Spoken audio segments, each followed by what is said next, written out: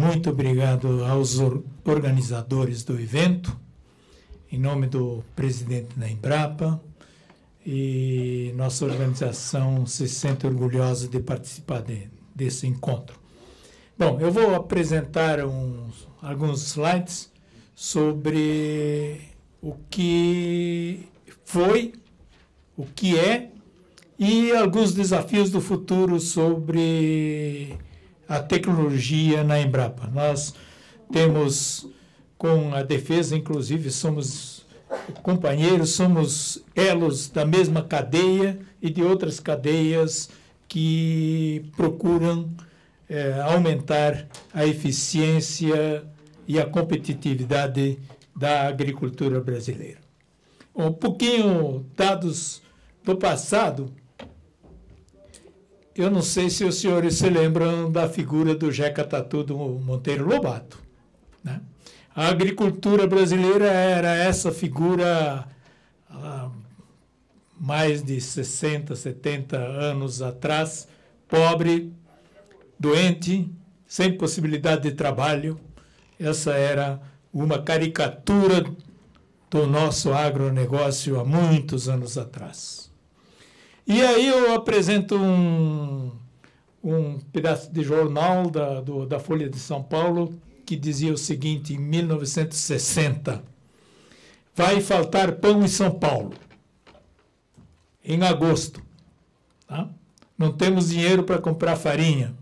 Tá? Esse é também um passado que muita gente não viveu e outros nós esquecemos muito rapidamente. Bom, aí tivemos essa transformação de agricultores, principalmente da década de 70 até o 1990, procurando novas áreas para a agricultura. Essa é uma grande transformação de demografia e de produção que aconteceu e está acontecendo ainda hoje em grande parte. Bom, o presente, vou apresentar algumas inovações que estão aí, que aconteceram nesse período mais recente do agronegócio brasileiro e da agricultura brasileira. 3 grandes linhas. Primeiro, a tropicalização de variedades e animais. Eu acho que isso foi soja, zebu, milho, e estamos entrando na grande transformação da tropicalização do trigo vindo para os cerrados. Ele vem. Nós temos demorado, temos dificuldades técnicas, tecnológicas, mas ele vem. Segundo, o desenvolvimento de uma plataforma de produção sustentável. Aí está plantio direto, que eu vou botar uns slides, está uma série de tecnologias, plantio de florestas, a questão da Amazônia, tudo com uma preocupação de uma agricultura sustentável, econômica, ambiental e social, as 3 dimensões fundamentais. E a última, que é a básica, que começou, foi a transformação de solos ácidos e pobres em solo fértil. Nós construímos o solo. Eu lembro aqui de pesquisadores da Embrapa Cerrados, né? Principalmente o Lobato e outros colegas, que tinham o desafio em 1975 de produzir milho, soja e outros produtos nos cerrados. Havia muita gente dizendo, isso vai ser impossível, o milho não cresce mais de 1 metro por aqui. E esses pesquisadores disseram o seguinte, nós vamos produzir. E aí está, por exemplo, só a soja com uma produtividade mais elevada do que a americana, levemente mais elevada, e sem falar nas várias áreas produtivas. Apresento aqui 2 exemplos, eu acho que nós tivemos grande sucesso. Grãos e carnes.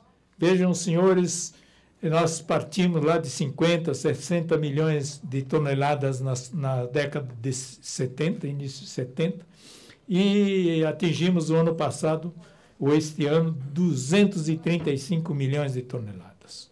Não é pouco. E vejam a questão que já foi mencionada aqui, questão da área, pouca evolução na área e uma grande evolução na produção. O que significa isso?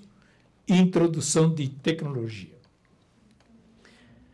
Alguns produtos, eu acho que isso eu apresento, inclusive, para ficar aqui registrado, milho e soja e arroz, com elevação da produtividade fundamental dos últimos 30, 40 anos.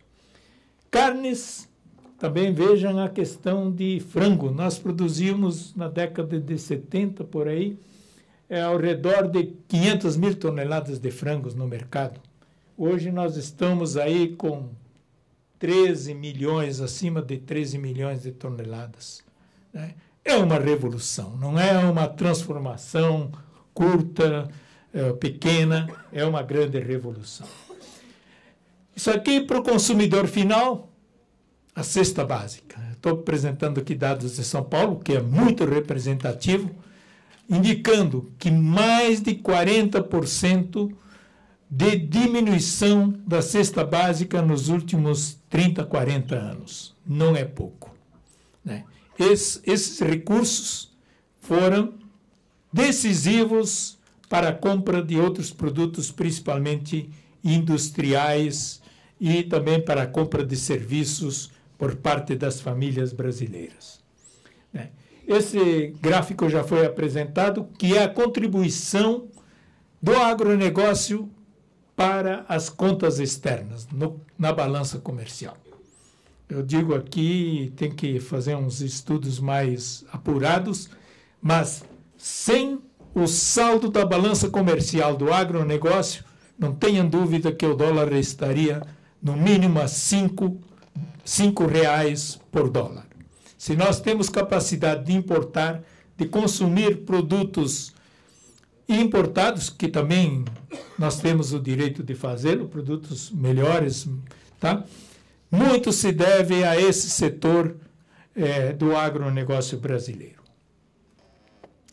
Que conquista dos cerrados? 207 milhões de hectares, que eram áreas marginais, que valiam muito pouco. E a pesquisa contribuiu decisivamente para a conquista, constituindo principalmente os solos. Tem esses slides que indicam quanto de 95, 96, com dados do censo, e 2006, quanto do aumento da produção é responsabilidade do trabalho, da terra e da tecnologia. Se vocês observam aí, o trabalho teve uma responsabilidade de 22%, terra 10% e tecnologia 68%. Não estou falando aqui tecnologia no sentido amplo, máquinas, equipamentos, sementes, fertilizantes, formas de produzir e gestão da própria propriedade. Que está soja nos cerrados, vejam o solo natural, como é que a soja crescia, e a construção da fertilidade que levou acima de 3.000 quilos, 3.200 quilos por hectare nas últimas safras. A questão da fixação biológica de nitrogênio foi uma tecnologia decisiva para a competitividade de soja, não tenham dúvida. Nossas estimativas é de que hoje você poupa ao redor de 10 bilhões de dólares por ano com essa tecnologia. Não é pouco dinheiro para os produtores e para a competitividade da agricultura brasileira. Estamos entrando agora nas gramíneas, que esse é um grande passo no futuro. Questão do plantio direto foi uma tecnologia, tem produtores que implantaram, que pesquisaram, e a pesquisa pública e privada também veio atrás, tornando essa produção vamos dizer, muito mais sustentável do ponto de vista ambiental e do ponto de vista econômico também teve uma grande influência. Aqui eu apresento algumas conquistas e contribuições da Embrapa, né? Diria, a agricultura no Cerrado foi importante, né? Gado zebu também foi importante, animais e plantas tropicalizadas e sistemas integrados de lavoura-pecuária, que eu vou falar mais adiante. Vou só uns slides aqui para apresentar o que aconteceu com a soja. Vocês observam, em 1960, estava restrita o plantio a parte do Paraná e Santa Catarina e Rio Grande do Sul. Se vocês observam, no ano 2006, no centro, nós chegamos à soja aos trópicos.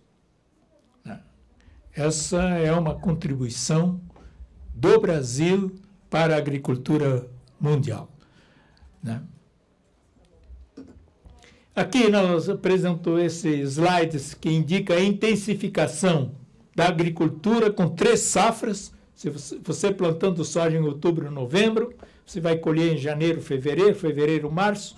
Você planta milho com pastagem, você colhe o milho em junho, julho, e você tem uma terceira safra, que é a produção de carnes com pecuária.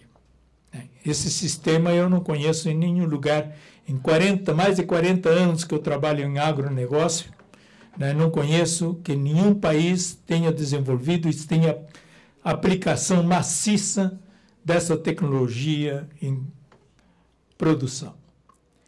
Alguns avanços importantes, tanto antes da porteira, principalmente o setor privado tem uma grande importância na maquinária, nos fertilizantes, nos sistemas produtivos e após a porteira. O agronegócio é uma cadeia com vários elos e que esses elos têm que funcionar muito bem para que toda a cadeia tenha uma produção significativa. Bom, pouca gente diz o que não deu certo. Eu apresentei com coragem, eu acho, algumas coisas que não deram certo. E ainda algumas coisas não deram certo, graças a Deus. Primeiro, eu acho que foi querer reformar a produção agrícola via reforma agrária. Nós observamos que a terra aí participa com menos de 10% no aumento da produção nos últimos 2 censos. Então, a terra não é um fator tão limitante de que precise distribuir e tal. Segundo, segurar o homem do campo também não teve importância. A exclusão de pequenos produtores. Isso é um problema ainda hoje que nós temos que cuidar muito, com muito cuidado. Legislação antidesenvolvimento. Nós temos leis, temos regras, muitas vezes, que nos impedem um desenvolvimento maior. A infraestrutura deficiente e a ideologia, os deputados aqui já falaram suficientemente sobre este problema. Bom, alguma coisa sobre o futuro? Vejam o mundo aí, menos previsível, multilateralismo perdeu terreno para o comércio internacional, né? Profusão de forças em jogo, não é só e rupturas rápidas e profundas, o que está acontecendo. E aí estão bio, nano, geociências, dados que estão inundando o mundo e estão inundando também a agropecuária e o agronegócio todo, não só no Brasil, mas no mundo inteiro. Não pensem que os nossos competidores estão ficando atrás, não. Antes, pelo contrário. Aqui eu apresento, por exemplo, essa nova tecnologia do CRISPR-Cas9. O melhoramento genético tradicional está perdendo força e estamos entrando na área de genômica, que vai ter revoluções grandes, vai mudar o melhoramento no mundo. Temos que cuidar desse processo e acompanhar. Quando se fala em que estão tirando recursos públicos da pesquisa, isso se torna realmente muito preocupante. Temos as empresas privadas também, que tem grande potencial para entrar e transformar a nova agricultura do futuro nessas novas tecnologias. Não pense que a tecnologia vai parar. Os desafios são crescentes, nós temos que avançar, e o Brasil, se não avançar, não será competitivo no futuro. Dos conhecimentos que são gerados no mundo, em termos de publicações, mais de 80% estão em 3 grandes polos: Estados Unidos e Canadá, Europa Ocidental e Ásia.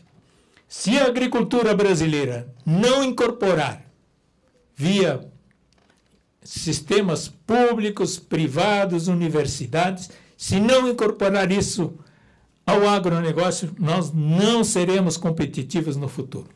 E cuidado com as políticas. Vou dar um exemplo de uma política que nos causou um grande prejuízo. Vejam a questão dos últimos anos do etanol, né? Nós tínhamos força, tínhamos possibilidades de crescer fortemente. Umas políticas erradas nos trouxeram a um passo do colapso e agora estamos recuperando. Outra linha fundamental que nós estamos propondo é a intensificação sustentável, com a integração lavoura-pecuária e floresta, mas principalmente lavoura-pecuária. E levantamento recente nos indica que nós já temos no Brasil 11 milhões e 500 mil hectares nesse sistema. Acho que é um avanço também do Brasil, principalmente na sustentabilidade econômica e principalmente ambiental. Essa tecnologia que nós estamos propondo está avançando, como foi o plantio direto, que demorou vários anos, mas foi incorporado, e hoje você tem 35 milhões de hectares em plantio direto. Esses são outros exemplos de integração lavoura-pecuária-floresta, que realmente pode revolucionar os sistemas produtivos do Brasil, né? Outra tecnologia é a agricultura de baixo carbono, né? Há uma exigência mundial, devido a mudanças climáticas, aquecimento global, de que você adote sistemas produtivos mais amigáveis em termos de reduzir carbono na atmosfera. Então, a gente está procurando, temos ações já e ensaios, por exemplo, na bovinocultura, né? O sistema de integração lavoura, pecuária e floresta contribui decisivamente para esse sistema. Bom, nós temos um desafio grande para os próximos anos, que é a concentração da produção. O Censo Agropecuário de 2006 indica que 50 e poucos mil produtores produzem mais de 50% da produção. E 3 milhões de produtores estão à margem do mercado. Esse é um desafio do agronegócio que nós temos, Ministério da Agricultura, com política agrícola e Embrapa também, na tecnologia. Nós temos que ter formas de chegar, e um dos problemas maiores são as imperfeições de mercado. Cooperativismo é um instrumento. O que significa imperfeições de mercado? Os pequenos produtores compram os insumos, como não tem poder de barganha, por preços mais elevados do que os grandes produtores, e são obrigados a vender o seu produto também por preço menor. Então, esses produtores têm 2 desvantagens, tanto na compra de insumos como na venda do produto. Cooperativismo, o associativismo, outras formas de associativismo, são formas de gerar produto. O futuro também exige um planejamento, e aqui nós estamos discutindo um planejamento muito forte das nossas ações. Na Embrapa, nós desenvolvemos um sistema que se chama AgroPensa. Um grupo de profissionais que procura identificar sinais. Esses sinais, via observatórios, são um tipo de observatório. Esses sinais são transformados, quando importantes, em análises e estudos, e depois são colocados como estratégias para a pesquisa agropecuária, no caso a Embrapa e seus colaboradores. Acho que nós temos que também ter isso muito forte nos outros elos das cadeias, como na defesa, como no Ministério da Agricultura, como na política agrícola. Né? É um processo de busca voltado a identificar eventos futuros por meio da interpretação de sinais obtidos no presente. E utiliza informações antecipatórias relacionadas às mudanças suscetíveis de ocorrer, com o objetivo de criar oportunidades, reduzir riscos e incertezas. Isso aqui está difícil de ler aí, mas o que nós fizemos foi buscar no mundo e no Brasil grandes tendências que nos indiquem caminhos futuros para a pesquisa agropecuária. Dentre elas, destacam-se riscos na agricultura, né? Questão sustentável, a questão dos consumidores, né? A questão das mudanças espaciais da agricultura e outra grande tendência, a evolução das ciências agrárias e correlatas. Nano, biotecnologia e outras ciências que estão evoluindo muito no mundo e também devem evoluir no Brasil. Né? Última referência minha é sobre os objetivos do desenvolvimento sustentável da ONU. São 17 objetivos, nós estamos integrados.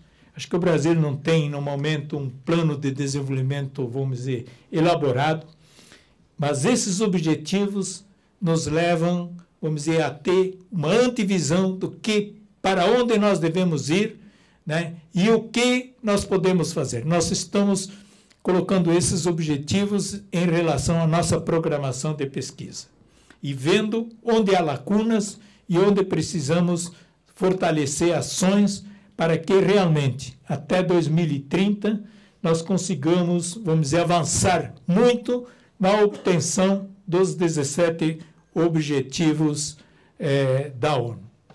E aqui, muito obrigado, eu apresento aqui um maracujá que foi desenvolvido pela Embrapa como finalização da minha apresentação. Muito obrigado.